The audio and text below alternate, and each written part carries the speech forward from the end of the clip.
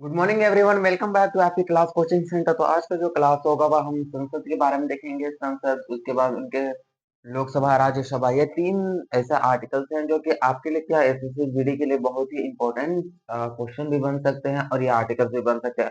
आधा से ज्यादा की बात की जाए तो यहीं से दिए जाते हैं भाई। अगर ये आर्टिकल नहीं किया तो पूरे संघ का करने का कोई मतलब नहीं है। आर्टिकल 151 से लेकर के आर्टिकल 151, सॉरी, आर्टिकल 52 से लेकर के 151 तक हमने बताया था कि किसके बारे में चर्चा है भाई, संघ के बारे में। संघ के बारे में चर्चा है। यदि हम ये तीन आर्टिकल को छोड़ दिए तो आपका ये पूरा संघ, कोई फायदा नहीं है करने का इतने सारे आर्टिकल, समझ में आ गया। तो ये article very very important article है, अगर इन्हें नहीं किए तो कुछ नहीं किए, ठीक है। तो पिछले क्लास में कहाँ से थे, तो 78 तक समझा दिए थे हम। तो 79 में संसद के बारे में चर्चा है, आर्टिकल 80 में राज्यसभा की चर्चा है, और आर्टिकल 81 में लोकसभा की चर्चा है। ये तीन आर्टिकल्स जो कि सबसे महत्वपूर्ण होते हैं, वो आर्टिकल्स के बारे में समझेंगे। तो सबसे पहले हम देखते हैं कि संसद, तो संसद शब्द कहाँ से निकला है। तो सबसे पहले जो संसद शब्द लिया गया तो वह फ्रांस भाषा का शब्द है, संसद। फ्रांस भाषा में ही क्या कहा जाता है, इसे संसद कहा जाता है। इसका निर्माण हुआ है, संसद शब्द का निर्माण हुआ है, ठीक है। संसद कहा गया, यहाँ पे संसद शब्द फ्रांस भाषा से लिया गया है, इतना समझ में आ गया। और लेकिन शब्द संसद शब्द किससे लिया गया है, फ्रांस से लिया गया है। लेकिन संसद की जननी किसे माना जाता है, तो संसद की जननी यूके अर्थात इंग्लैंड को माना जाता है। हमारे देश में कौन सी प्रणाली है, संसदीय प्रणाली है। हमारे देश की जो ढांचा है वो कैसी प्रणाली में चलती है, संसदीय प्रणाली के अंतर्गत चलती है। और ये संसद शब्द की जो जननी है, यूके से, यूके को कहा जाता है, ठीक है। इतना तो समझ आ गया, संसद की जननी किन्हें माना जाता है, यूके इंग्लैंड को कहते हैं। यूके यानी कि इंग्लैंड, समझ में आ गए, संसद शब्द इंग्लैंड का कहते हैं। और उसके बाद ये संसद भवन जो हमारे देश में बनाए गए हैं दिल्ली में, इनका निर्माण कौन के बहुत बार पूछे जाते हैं, तो Edwin Lutyens and Herbert breaker. Edwin Lutyens and Herbert breaker, उन्होंने ही पूरे दिल्ली में संसद भवन हो गया, राष्ट्रपति भवन हो गया, एक तरह से पूरा संसद भवन का वास्तुकार के रूप में इन्हीं को जाना जाता है। एडविन लुटियंस और हर्बर्ट ब्रेकर, कौन, एडविन लुटियंस और हर्बर्ट ब्रेकर, ये दो महान व्यक्ति हैं जिन्होंने हमारे देश में दिल्ली में आए संसद भवन का डिजाइन बनाया, साथ ही साथ अन्य भवनों का भी डिजाइन बनाया, जैसे राष्ट्रपति भवन हो गया, सुप्रीम कोर्ट का, ये सारे कौन है, तो ये हर्बर्ट ब्रेकर और एडविन लुटियंस के द्वारा ही बनाए गए थे, इसलिए लुटियंस दिल्ली भी कहा जाता है। आप कहीं भी जाके सुने होंगे कि लुटियंस दिल्ली, ये दिल्ली, वो दिल्ली, तो आपको तो सुना, तो ही दिया गया था। इतने तारे हो, इतने आप समझ में आ गए। अब आर्टिकल 79 में संसद के बारे में दिया गया है, संसद के अंग और सदन के बारे में समझिए। अंग, अगर संसद के अंग पूछा जाए तो संसद के कितने अंग होते हैं, तो संसद के तीन अंग होते हैं। कौन कौन से होते हैं, राष्ट्रपति, लोकसभा, राज्यसभा। एक तो आपको याद रखना है कि एक ये है लोकसभा, संसद, लोकसभा, राज्यसभा, राष्ट्रपति होते हैं, ये संसद के तीन अंग होते हैं। संसद क्या है, एक भवन है। संसद क्या है, एक भवन है। और भवन के कितने कमरे हैं, दो कमरे हैं, एक लोकसभा, एक राज्यसभा। और बीच में जो हॉल है उसे हम सेंट्रल हॉल कहते हैं, सेंट्रल हॉल कहते हैं, ठीक है।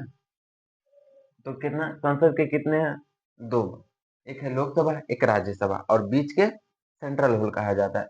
तो ये दोनों को मिल जाए तो ये तो दोनों सदन हो गए। अगर संसद के सदन पूछा जाए, ये दोनों, लेकिन संसद के अंग पूछा जाए तो ये दोनों सदन, ये दोनों कमरा को मिला करके राष्ट्रपति को भी ऐड कर दिया जाएगा, जो क्या कहलाता है, वो, ये क्या कहलाता है, तो ये एक तरह से संसद के अंग होते हैं जो कि तीन प्रकार के होते हैं, ठीक है।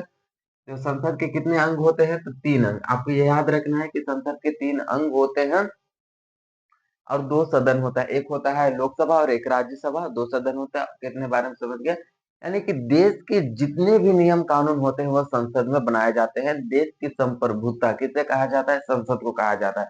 आज हमारे देश में संप्रभुता है तो वह संसद को ही कहा जाता है। देश में जितने नियम कानून, विधेयक पारित हो गए, ये पारित हो गए, ये आ रहा है, धन विधेयक आ रहा है, वित्त विधेयक आ रहा है, ये सभी कोई कहाँ चीज आते हैं, तो ये सभी चीज का आना संसद में ही आता है।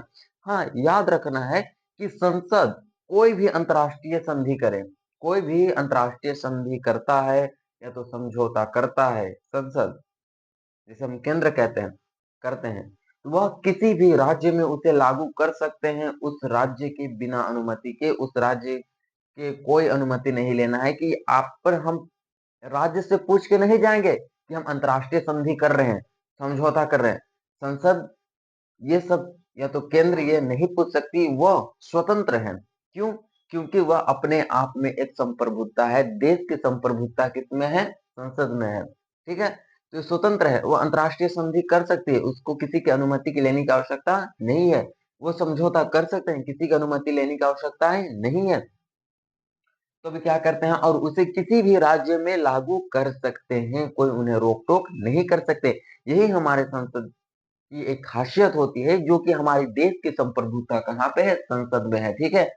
अब आता है तीसरा जो होल होता है वो संसद भवन का। ये तो 2 सभा हो गया। अगर यहाँ पे अगर बीच में ऐसे कर दीजिएगा, यहाँ पे अगर देखते हैं तो ऐसे कर दीजिए, ऐसे कर दीजिए, ठीक है? तो एक सभा लोकसभा, राज्यसभा और ये बीच का जो कमरा है वो होता है सेंट्रल हॉल। यहीं पे जितने भी नेता थे, जितने में डॉक्टर भीमराव अंबेडकर हो गए, पंडित जवाहरलाल नेहरू हो गए, फिर अ, एम के मुंशी हो गए, ये सभी ने जितने भी बैठ के हुए हैं, बैठ के संविधान का निर्माण यही सेंट्रल हॉल में ही किया गया था। तो आपको संसद के बारे में पूरी तरह से समझ में आ गया संसद क्या है? संसद के भवन के जो निर्माण के वास्तुकार कौन है? भवन के वास्तुकार कौन है? तो आप बोलेंगे एडविन लुटियंस या हर्बर्ट ब्रेकर, ये पूछा जाता है। एडविन लुटियंस को आपको कभी नहीं भूलना है कि संसद भवन के वास्तुकार क्या है? एडविन लुटियंस है। दूसरा पूछा जा सकता है कि संसद शब्द कहाँ से लिया गया है? फ्रांस भाषा से लिया गया संसद शब्द। लेकिन संसद की जननी किन्हें माना जाता है? यूके अर्थात इंग्लैंड को माना जाता है। हमारे देश में कैसी प्रणाली है? हमारे देश में संसदीय प्रणाली है। संसद के क्या काम होते हैं? संसद के कितने अंग होते हैं? संसद के अंग पूछा जाएगा तो 3, लोकसभा, राज्यसभा प्लस राष्ट्रपति। लेकिन संसद का सदन पूछे तो 2 होते हैं, लोकसभा, राज्यसभा। समझ में आ गया? संसद किसी भी अंतर्राष्ट्रीय समझौता या संधि करता है, वो किसी भी राज्य में लागू कर सकता है, उनके बिना अनुमति के, कोई इसमें पूछने वाली बात नहीं है। संसद क्या कर सकता है? राज्य में कर सकता है, और मतलब संसद के बीच के जो हॉल होता है वो एक सेंट्रल हॉल होता है, ये भी याद हो गया। हाँ, और आपको इतना याद रखना है कि संसद में जो अभी जनसंख्या जो वर्तमान है, क्या कर सकते हो उनके सांसदों की एक होता है संसद, संसद यानी भवन, और एक होते हैं सांसद, सांसद यानी मंत्री। वहां बैठने वाले मंत्री को सांसद कहा जाता है। सामने आकार हो जाए सांसद, तो ये कौन आएंगे? संसद में बैठने वाले मंत्रियों को कहा जाता है। लेकिन एक होता है संसद, ये भवन का नाम है, और सांसद वहां बैठने वाले मंत्री का नाम है। तो हम बोल रहे हैं सांसद। तो सांसद अभी संख्या कितना है संसद में? तो अभी वर्तमान में संख्या, टोटल संख्या की बात की जाए, लोकसभा में अलग है, राज्यसभा में भी अलग है, दोनों के अलग-अलग है, तो उसको बताए जाएँगे। लोकसभा में कितने हैं? 545 है, और राज्यसभा में कितने हैं? 245 है, ठीक है? इतने हैं। ये सभी दोनों संख्या में और बढ़ोतरी नहीं की गई है, अभी तक बढ़ोतरी नहीं किया गया है। 1971 के बाद इसमें अभी तक एक भी प्रकार के बढ़ोतरी नहीं किए गए हैं, 1971 के बाद। अब इसके क्या कहा गया है कि ये 1927 में इनकी जनसंख्या बढ़ाए जाएंगे, नए-नए सांसद और चुनाव किए जाएंगे। बात आती है कि 1971 के बाद अभी तक सांसदों की संख्या क्यों नहीं बढ़ाया गया है? तो बात यह है, बढ़ाना चाहिए, परंतु हमारा जो संसद भवन है, वो काफी छोटा है। मंत्रियों की संख्या नहीं बढ़ाया गया है, क्योंकि हमारा संसद भवन जो है हमारे देश में दिल्ली में छोटा है। सॉरी, 1900 लिखिए ना, यहाँ पे 2027, 2027 तक, 1971 से 2027 तक नहीं बढ़ाए जाएंगे। 2027 में संसद भवन बन के तैयार हो जाएगा, बड़ा वाला, नए वाला, विस्टा प्रोजेक्ट के तहत बनाया जा रहा है नया संसद भवन। वो बन के तैयार हो जाएंगे 2027 तक। उसके बाद क्या होंगे कि मंत्रियों की संख्या संसद में बढ़ाए जाएंगे। अब बात आती है कि संसद में मंत्रियों की संख्या बढ़ाए जाएंगे किस आधार पर, किस जनगणना के आधार पर? तो 2002 के जनगणना के आधार पर सांसदों की संख्या चुने जाएंगे 10 लाख में एक मंत्री का चुनाव किया जाएगा, एक सांसद का चुनाव किया जाएगा। टोटल 10 लाख में, कितने लाख में भाई? 10 लाख में एक सांसद के चुनाव किए जाएंगे। और ये किस जनगणना पर आधारित होगी? 2002 के जनगणना पर आधारित होंगे। 2002 के जनगणना पर आधारित होंगे। समझ आ गया? इतने आपको समझ आ, यही है संसद। तो संसद के सारे कुछ समझ में आ गया। संसद कहाँ से निकला है, उसकी जननी किसे कहा जाता है, इसकी चर्चा कितने में, इतने पूछे जाते हैं, याद रखना है। उसके बाद हमको पढ़ना है राज्यसभा और लोकसभा के बारे में भी पढ़ना है, ठीक है। सबसे पहले हम पढ़ते हैं, आता है आर्टिकल 80 में राज्यसभा। तो राज्यसभा क्या होता है? तो राज्यसभा जहाँ मंत्री बैठते हैं उसे ही तो राज्यसभा कहा जाता है। लोकसभा में मंत्री बैठते हैं उसे भी लोकसभा कहा जाता है। तो लोकसभा और राज्यसभा में अंतर क्या है? आपको दोनों तरफ से स्पष्ट कर रहे एक साथ दोनों आर्टिकल। एक लोक राज्यसभा जो होते हैं वह अप्रत्यक्ष सदन होती है। यहाँ के जितने भी मंत्री होते हैं उसे जनता नहीं चुनती। जनता के द्वारा यहाँ पे चुन के नहीं जाते, बल्कि जनता के द्वारा जो मंत्री चुने जाते हैं वो मंत्री उन्हें चुनते हैं। मान के चलिए हम एक जनता है, मान के चलिए हम नागरिक हैं, हम प्रधानमंत्री को चुने। अब प्रधानमंत्री जो है किन्हीं और को चुनेंगे, वो राज्यसभा में जाएंगे, तो वह वहां पे बैठेंगे, तो उन्हें अप्रत्यक्ष चुनाव हो जाता है। ये चुनाव कैसे चुनाव होते हैं? अप्रत्यक्ष चुनाव हो जाते हैं। हमारे द्वारा चुने हुए व्यक्ति ही किन्हीं और को चुनता है, वह एक अप्रत्यक्ष चुनाव होता है, ठीक है। ये कैसा सदन है? एक प्रकार के अप्रत्यक्ष सदन है। लोकसभा का बात किया जाए तो लोकसभा एक तरह से प्रत्यक्ष सदन है। यहाँ पे जनता के द्वारा चुने गए व्यक्ति या तो प्रतिनिधित्व या नेता या मशरूम बैठते हैं। समझ में आ गया? कि मान के चलिए प्रधानमंत्री को हमने डायरेक्टली वोटिंग दी है, वोटिंग सिस्टम के आधार पर, तो वो कहाँ पे आके बैठ गए? लोकसभा पर। इसी के लिए हम इसे प्रत्यक्ष सदन कहा जाता है। और राज्यसभा को अप्रत्यक्ष सदन कहा जाता है, ठीक है। अब आता है ये अप्रत्यक्ष सदन कहा जाता है। इसका क्या विघटन हो सकता है राज्यसभा का? नहीं। और राज्यसभा का कोई कार्यकाल नहीं होता है, यह विघटन नहीं हो सकता है। लोकसभा के कार्यकाल होते हैं, इनके विघटन किए जा सकते हैं। इसका कार्यकाल होता है इसलिए इसका विघटन किया जा सकता है। राज्यसभा क्या होते हैं? अस्थायी सदन होते हैं, इसे कभी भी हम विघटन नहीं कर सकते हैं। और ये जो सॉरी ये अस्थायी सदन होते हैं राज्यसभा, और लोकसभा जो होते हैं अस्थायी सदन होते हैं।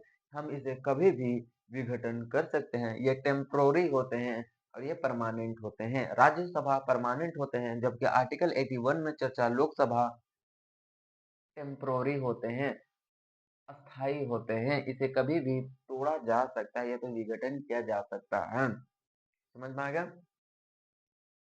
इसे हम कौन सा सदन कहते हैं? इसे द्वितीय सदन कहा जाता है। इसे द्वितीय सदन या तो निम्न सदन कहा जाता है।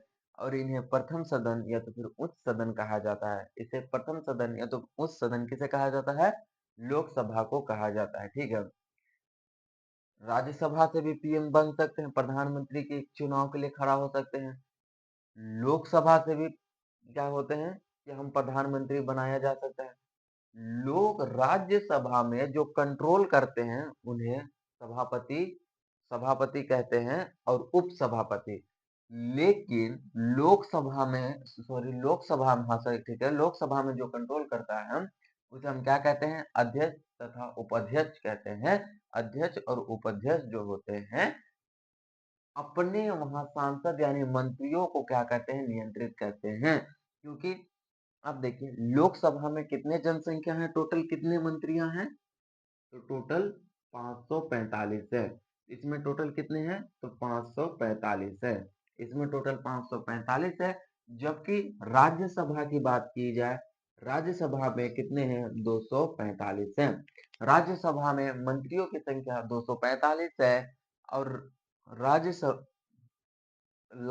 राज्यसभा में मंत्रियों की संख्या 245 है और लोकसभा में मंत्रियों की संख्या कितने हैं? 545 है।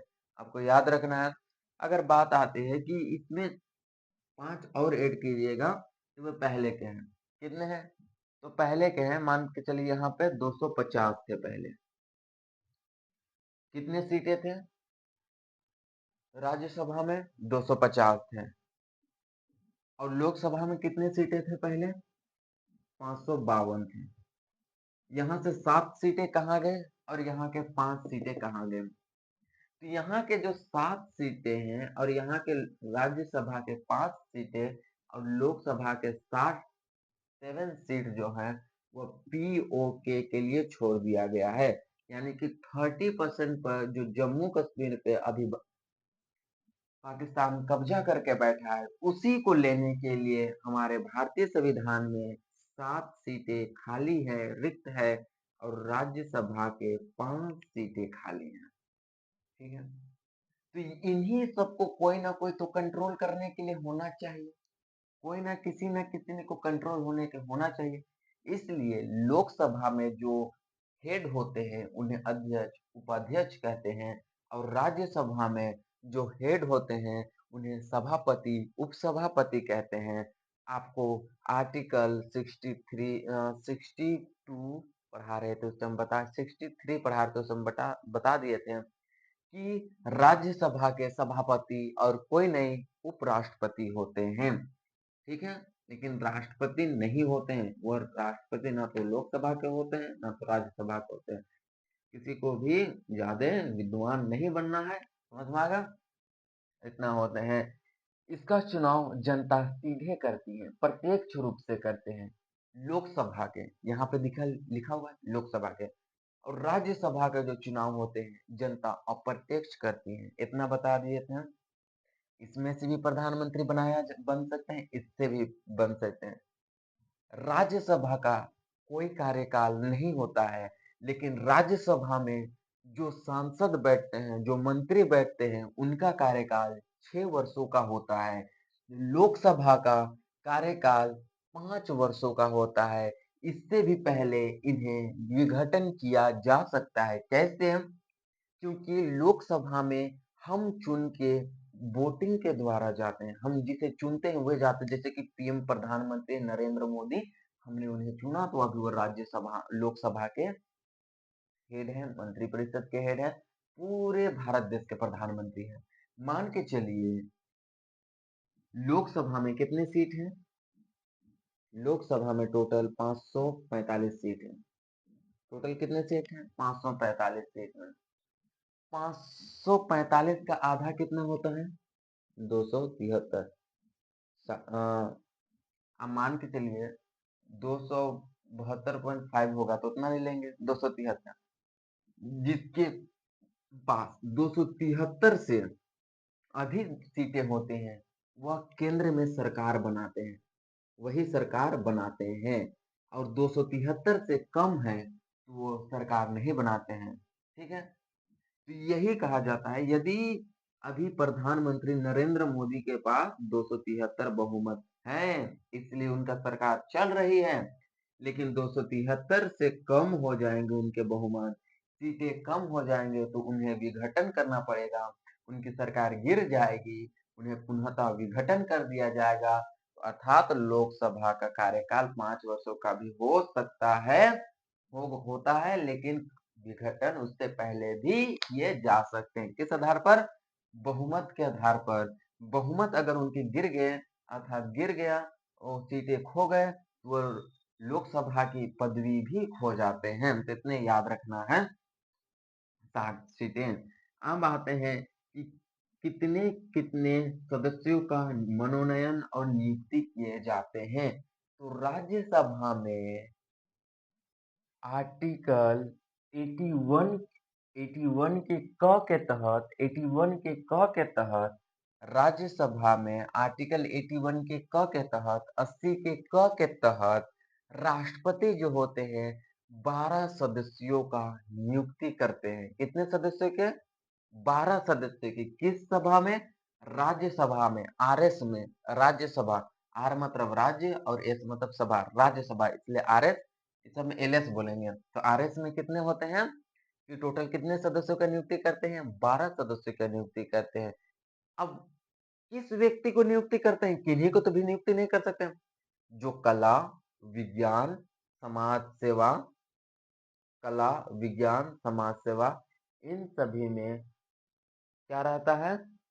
उत्कृष्ट रहता है या तो उनके सर्वोत्तर गुण रहते हैं, उन्हीं को राष्ट्रपति 12 व्यक्तियों को राज्यसभा अर्थात आरएस में क्या कहते हैं? नियुक्ति करते हैं, जो कि 4 क्षेत्र के अंतर्गत आता है। कला, विज्ञान, साहित्य या समाज सेवा, इन चारों क्षेत्र में अगर उनका योगदान अच्छा है, उत्कृष्ट है, अपना ये सक्षम है, अब वो देश के लिए अपने आप को समर्पण करने की जो लालसा है वह रखते हैं, तो राष्ट्रपति वैसे व्यक्ति वैसे 12 सदस्यों की नियुक्ति राज्यसभा में करते हैं।